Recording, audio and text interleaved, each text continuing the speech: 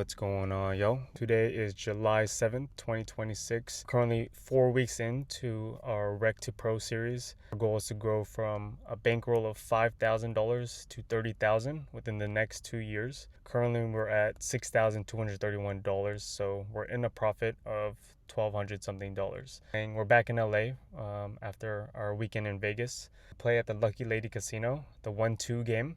We might play the 2-3 game. They have a live stream later tonight. It might be good to be able to look back at the stream later on and see how I fare up against players. I'll be able to see the hands afterwards and see how they played and how I played and what I was thinking in the moment versus what actually was happening. So we're gonna get into it and let's win some hands. So one of our first good hands, we look down at pocket eights on the button. EPs fold, the low jack ends up raising to $15. 2 to my right fold, I just make the call, hoping to set mine, and the big blind ends up making the call as well. So we go 3 ways to a flop, which is 9, 6, queen, 2 clubs on the board and 1 diamond. Big blind first to act, he checks. The low jack C bets for $20. I end up making this call right here. I think in most cases it's a good fold here, but I played with this guy before, the one who's C betting, and I kind of had a good feeler on his range. And I put him on the queen 9, possibly 2 pair, or queen jack, queen king. So I thought about the applied odds. If I can improve on the turn, and seeing that he has a larger stack size than me, I could win a lot more later on. Then the big blind also makes the call. So with him making the call, I think he's on either a flush draw or straight draw. Then the turn is an 8 of hearts. So we do hit our set, and I don't think they suspect that we might have hit that. But if the big blind has 10 jack, then he does get a straight there. So the big blind checks again, low jack C bets again for $60 this time. Now at this point, I'm thinking of shoving all in, as I want to eliminate any flush draws that the big blind might have, get it all in now. Or looking back though, he could have had 10 jack and I could have just walked straight into his straight and could have got fucked.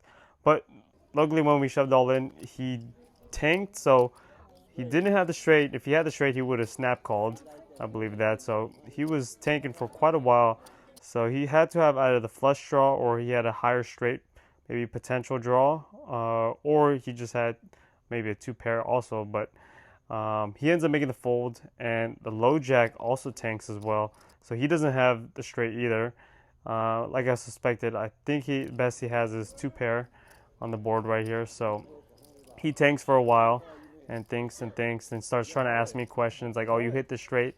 So he's not suspecting a set, but I'm essentially representing a straight, which now looking back is, I don't know if that was a good play or not a good play, because he ends up making the fold, which is a very good fold from him. So I don't know if I overbet too much or if I was able to get max value in here, or should I have just done a smooth call. Still quite not fully sure. Funny enough, we can't even finish stacking our chips and we look down at pocket aces. Now there's a straddle of $4. 2 people make the straddle call. So we think to raise to 25, I think is a good bet raise amount. But everyone ends up folding that. So I was quite disappointed, but hey, we'll take the $12. A couple hands later, we look down again at aces, and this time we bet $25 again under the gun. This time the low jack calls as well as the big blind calls, so we go 3 ways to a flop, which is 4, 5, 7, 2 clubs, 1 diamond. So the big blind checks, and I bet out for $100. Looking at this board, I want to get any straight draws like 8, 9 suited connectors, or 7, 8, or 5, 6 suited connectors to get them to fold in this position. The low jack makes the fold, but the big blind ends up making the call for $60 all in. So we go to the turn, which is a 10 of clubs, so flush gets there, and the river is a 6 of diamonds, so straight gets there, but he ends up flipping over jacks, pocket jacks, so our aces are good. Nice hand. So this next hand, we'll look down at 5, 7 suited on the button. One person limps in, so we decided to open the bet with $20. We're deep stacked here, so we can play these suited one gappers. Very aggressive. Small blind folds, big blind makes the call, as well as the early position makes the call as well. The flop is ace 3-8, two clubs on the board. Now, even though we don't connect with this board, it's quite good for our range here, and since we bet out for 20 on the button, we can definitely be representing the ace here in this position. And since they all checked it back to me, I just see bet out for another $35. The big blind makes the call, early position makes the fold, and the turn comes out 8 of hearts. Now in this moment, this was actually kind of a scary card for me, and he ends up checking, and I end up checking too as well. And the river ends up being another 8 of spades. So now at this point, I know for sure he doesn't have the 8 as he checks it back, and I think he was on a flush draw, or he had either king queen, king 10, or even maybe he has pocket jacks. But with the ace on the board and how we represented it on the flop, I think at this point is where I can have a lot of bluffs here. And if I check it here, I for sure my showdown value is not going to hold up. And I could already sense kind of weakness from him. And before I can even put my chips out or even say, I just started grabbing my chips, and I noticed he grabbing his cards in a way where he's going to muck it. 80. And as soon as I seen that motion, as soon as I just said the bet, and he mucks it, and yeah, we end up taking that down with a good bluff. Let's fucking go. So we just finished at the Lucky Lady, the 1-2 game, and we finished today with a profit of $197. We bought in for about $320 something, and we cashed out 500 something dollars. So we ended a profit tonight, and overall tonight I feel like I played some of my best poker. I had some of like my best decision making, and I played very disciplined poker and stuck with my ranges. I had one big blunder. She bet out for 20. 60. I re-raised to 60. I had a king pair. There was a king 7 and like a 6 on the board. She re-raised by going all in. And at that point, like I had a feeling, maybe she did flop the set of 7s. I had a feeling flop the set of 7s or 6s with that type of bet. But the thing that kind of threw me off was that she was a very loose, aggressive player. So I was thinking maybe she had king J, king 10, maybe ace king, and then that was like, I still would have lost with ace king, but I made a foolish call. I lost like on a winning streak and up like a good amount of my stack. The first 3 hours, my stack came up, and then after that loss, my stack went down. And then after that, I was pretty much card dead for the next 2 hours. It's quite bad. Nothing at all playable. And as slowly my chips just started dwindling, bleeding. Couldn't hit with the board, couldn't connect. And I ended up switching around the seats. And the last 30 minutes to an hour is where I had made a huge comeback, had some good cards dealt to me, and then made some good plays, and I executed a good bluff, which was able to win a good amount of chips, and was able to close it out in a profit, a really good profit. When at the lowest point I was negative $100, then I was up like $300, and then I went back down to like a profit or break even, and then now came back up to like almost $200 profit over a 6-hour span of playing. So overall, I would say tonight was a win. Like I really am improving. I'm making better decisions. My mind is really thinking things through. But yeah, that was tonight. I'm gonna go home now, get some rest, get some sleep, and carry on to the next day.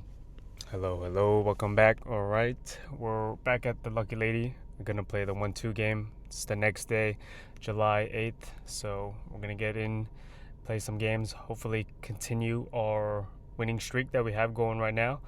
The goal and focus is to continue playing disciplined poker, good poker. Don't chase, no gambling, and just play overall solid poker.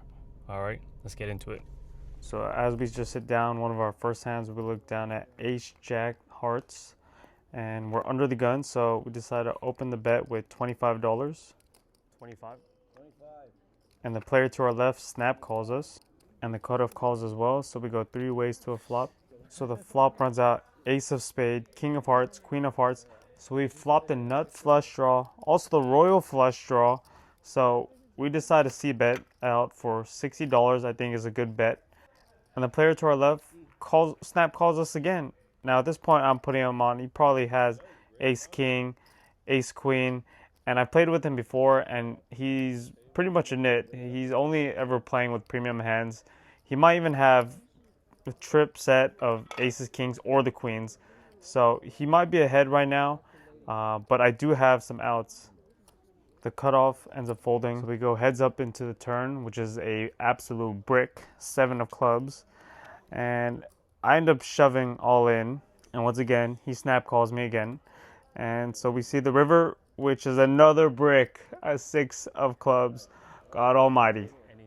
And I flip over my ace jack, and of course he flips over ace king, and yeah, I end up losing my $200 stack within, I think that was my second hand. And it's funny, I literally just said I'm not gonna go chasing anything, and here I go. But good lesson and learning some mistake. I think the bet on the flop was good of the 60, and then seeing as soon as he snap called me in there, and then seeing he snap called me pre-flop, I should have taken notice of that earlier and put his range super strong. And then when the turn came a brick, I could have checked it there, and I'm pretty sure he would have checked it back, and we could have got a free river card. And I I still probably would have lost, but I think I could have saved me that last $100 and to minimize that loss. But I think shoving all in on that turn was a big mistake right there. So a couple of hands later, we look down at pocket aces and early position folds. So we open the bet with $20 and everyone folds and it goes to the big blind. And one of the most beautiful things you can see when you hold pocket aces is someone re-raises you. So big blind re-raises me to $60. And of course at this point we just got to go ahead and jam all in. And he makes the snap call. So it's either we're going up against kings or queens or ace king, but we're ahead and let's hope a clean run out.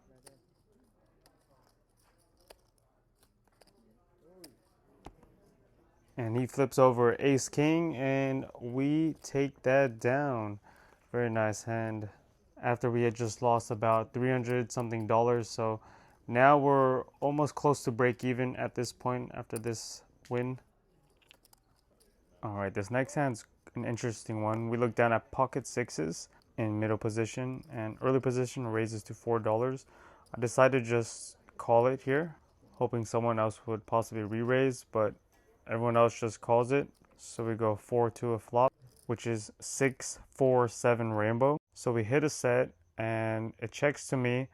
I decide to play it slow. I check it too, and the person after checks it. So we go to the turn, which is another 6. So we just turned quads, and now I'm hoping someone is gonna bet into me.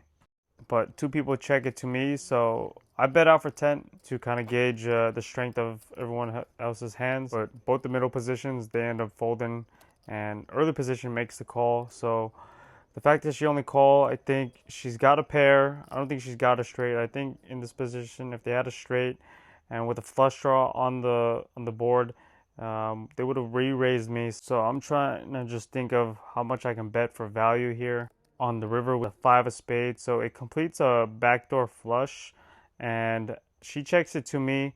And at this point, I'm thinking, okay, top pair on the board if she has sevens, or if she has a stronger hand, betting small to where if she only has a pair, she calls it, or betting small to entices her to re-raise me. So I decided to just bet out for $11. She takes a few seconds to think about it and she ends up making the call. And so she flips over actually pocket 9. So actually I didn't even think of her having a pocket pair that high. With her raise to $4, it kind of didn't make sense. She was playing it quite sneaky. But with pocket 9s, we take it down quad 6s, obviously. But I'm thinking maybe with pocket 9s, if I put her on that range, maybe I could have bet a little bit higher. But with the flush on the board, a straight on the board, and there's so much on this board that I don't know if she would have bet on or called me on anything higher than $20. So this next hand is probably one of my favorite hands of all time, and not because of winning amount or any of that, but it's just because of who I was against. And to give you guys some context, I'm heads up against this player, and he has been a jerk and super rude, disrespectful, and just antagonizing the couple to my right the whole night. This couple to my right, it's like their first time in the casino. Super, super cool people. And the guy across from me, he keeps on thinking they're cheating or something. He keeps calling them out to like stop talking to each other and saying things, just being super rude. And I'm right next to them. And if they were cheating, I'd be calling them out too. But I'm literally right next to them. And literally, when they were not even talking at all, the guy would say something, "Hey, stop talking!" Just being super rude. And part of me wanted to just take his money so bad. And so we get into this hand, we end up going heads up, and pre-flop I have ace jack. I'm in the low jack position. I raise to $25. He's on the button. He calls my $25, and we're just going heads up to the flop, which is a three of clubs, 10 of hearts, four of hearts. So we have the nut flush draw, and so I see bet out for $30, and he makes a call, and the turn is a five of clubs. I see bet out again on the turn for $50, and he tanks a while for like a good few minutes, and then shoving all in, and I snap call. I don't know. This is like not much thought went into it, but I just had a feeling. I just knew I was gonna take him down. But I snap call, and the river is a two of hearts, and I show over the nut flush draw, and this guy is he, he doesn't flip over his cards. He holds his cards, looks at the board. It's literally the nut flush. There's nothing on there, but he literally holds his cards for at least like 3 to 5 minutes. I'm just like, what are you slow rolling? There's nothing to slow roll. He's just holding up the game and just holding his cards, and then he just mucks it. So we don't even know what he had, but maybe he probably had the king high flush, and yeah, he was just in disbelief, and we ended up taking that down, and that actually puts us back into the profit for the night when we were down a total of $440 at our lowest. That win put us up in a profit of $80, and yeah, that was a good win. All right, we just finished at the Lucky Lady playing the 1-2 game. We were playing for a total of 6 hours, and we ended the session with a $76 loss. We bought in for a total of $600 and cashed out with about $530 something dollars. So we ended at a loss today, but overall, I would say it was a good night. We had in the beginning first 2 hours, we were down about $440, our biggest loss during the night. Our lowest point, we were down 440. We were able to climb all the way back up. I was able to get into the profit of like $80, and then kind of fluctuated, and then finished the night in the negative $76. But yeah, the beginning, the first 2 hours, I was chasing some flush draws, some straight draws, and it didn't go so well for me. It didn't hit. But later in the night, I ended up hitting a big flush draw on an all in that really was able to really double my stack and get me close to break even. I was tilted at one point, but I was able to really dial back my emotions and lock back in and start playing like more disciplined and smart poker. And yeah, sometimes we just have a losing session, but we were able to minimize the loss and win some money back that we lost. So yeah, I would say it's still a good night, and yeah, we're gonna pick it back up. Maybe we'll play tomorrow or the next day, but yeah. That was tonight. So today my plan was to play the 2-3 game, but it was full. So while I'm waiting for a seat, I play the 1-2 game. And first hand we look down at Jack 10 offsuit in the big blind, and the hijack raises to $10, folds to me. So I decided to just call. So we go heads up to a flop, which is 5 of spades, 3 of hearts, jack of clubs. So we hit top pair, decent kicker. And at this point, I'm thinking about his range, and I've played with him before. He's a very tight player, so in his range, he could definitely have ace jack, king jack, or he could be playing ace king, ace queen. So I decided to just check it back and get some more information, and he bets out for another $10. So it's a small bet, and I just make the call, and the turn is a 10 of diamonds. So we hit top 2 pair on the board, and at the moment I decided to just slow play it. So I check it back to him, and he bets out again for another $10. My thinking was, I have top 2 pair here. I'm definitely ahead. I think right now I can just make the smooth call and let him do the aggressive betting into the river, and then re-raise him on the river to get more money. And the river is a queen of clubs, the one card that I did not want to see, as it could definitely help him in his range. Ace king gets there with the straight, so I check it back to him, and this time he bets out for 20, and I already know he has it, but I just make the call. I gotta see it to see if my read is right, and yep, he hits his straight, runner straight. And now hindsight 2020, trying to slow play it, I should have re-raised on the turn, to charge for him for his drawing hands, and I paid the price for it. So we got a seat at the 2-3 table, and one of our first hands we look down at 9-10 of diamonds in the hijack position, and it folds to me, and I open the bet with $20, and it folds to the big blind, and she jams all in for about $55. So I have to make a call of 35 more dollars. So with it, I make the call, and she flips over aces, and I think I have a pretty good chance. And we see 2 diamonds and the 3rd diamond, so that's quite nice little win right there at the first hand of my table.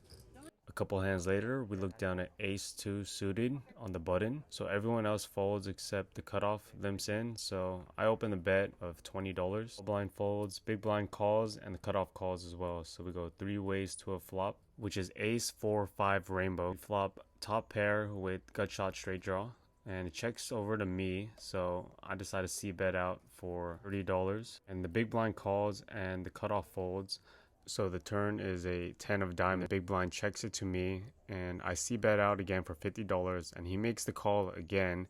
And at this point, I'm putting him on maybe 2 pair. He has either ace 5 or ace 10, could definitely be in his range. And the river is a jack of hearts, and he checks it again to me, and I feel a suspicious feeling in my gut, and I was gonna bet, but I decided to just check it, and he flips over queen king.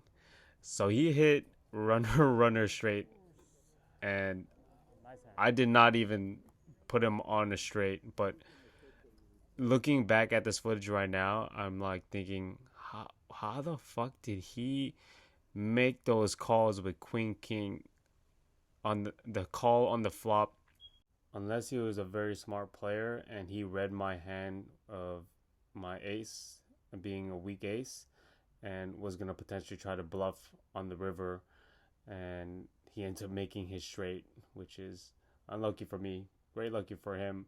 I just needed one more card for my straight, but he got 2. But that's the game.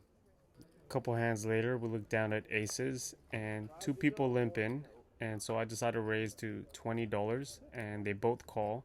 So we go 3 ways to a flop, which is queen 8-3 rainbow, and the small blind checks, and with a straight draw on the board, head out for about the pot size of like $50, to hoping to get those draws to fold. Early position folds, but the small blind makes the call. So at this point, I was putting him on either ace queen or king queen, that he has top pair with a good kicker. So I think I would have had him beat. But the turn is a 10 of spades, and he checks it to me, and I put out a bet of $100 thinking I have top pair here, and he snapped all in, and I end up making the call. And of course he flips over jack 9 of spades, and the river is a 2 of spades. So he hit his straight on the turn, and he hit his flush on the river, and I lose about $300-400 of my stack in this hand. And looking back, the snap all in was a huge tell that he just hit a monster, and I fell right into his trap. And a good learning, what I'm learning right now at the low stakes is that I think I'm putting too much credit, giving too much credit to a lot of these players to pull off elaborate bluffs, and I'm realizing a lot of these positions where I'm losing a lot, players are under bluffing, and when they got it, and I need to have more disciplined folds and not fall in love with my hands. Oh man, what a night. What a session.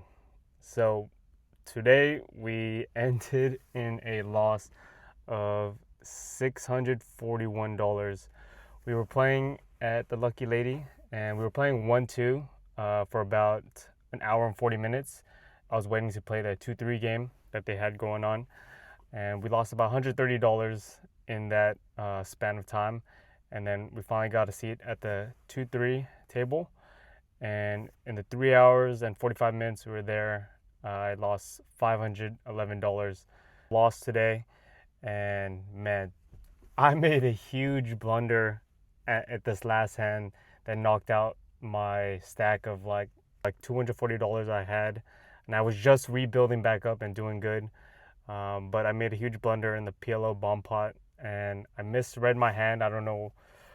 I thought I had a full house, but I was playing 3 cards in my hand when you can only play 2 cards in PLO bomb pot. And at that moment, I thought I had the full house on one of the deck on one of the boards, and yeah, that costed me to lose that whole stack. And earlier on too, I had lost a huge chunk of my stack. I had pocket aces. Yeah, I lost on the river to a flush. He hit a straight on his turn, and he hit a flush on his river. But I think I messed up in sizing too low in the pre-flop. I should have bet out a bit higher, and then bet out more on the flop too as well. Charge for his drawing hand. I think I bet out too small, and where it made his odds very profitable. So took a huge loss on my stack early on. It dropped me to like about from $450 to like $100, and then slowly rebuilding back up, and I got back up to like 300. And then yeah, the fucking blunder that I made with this PLO bomb pot, that's completely my fault. Today was rough. I kept getting rivered and turned. Yeah, today was a loss, but we'll go back and look at the footage and see how I can mentally improve, carry back to the next day.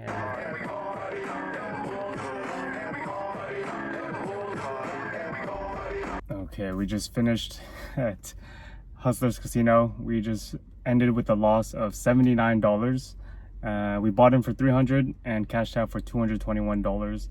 And I like the game here. I do. Even though I came in a loss, I like the games here. I like the vibes here. Didn't get a chance to get any table footage. They said I couldn't record, that I needed to apply for the media pass online. So I applied for that. I gotta just wait for the response.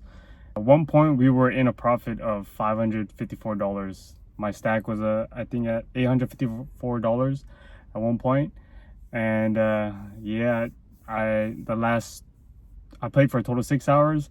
My first 3 hours was I was running pretty good and playing pretty good, and then the last 3 hours I had some blunders, and I got unlucky a couple times, and yeah, we ended it in the loss.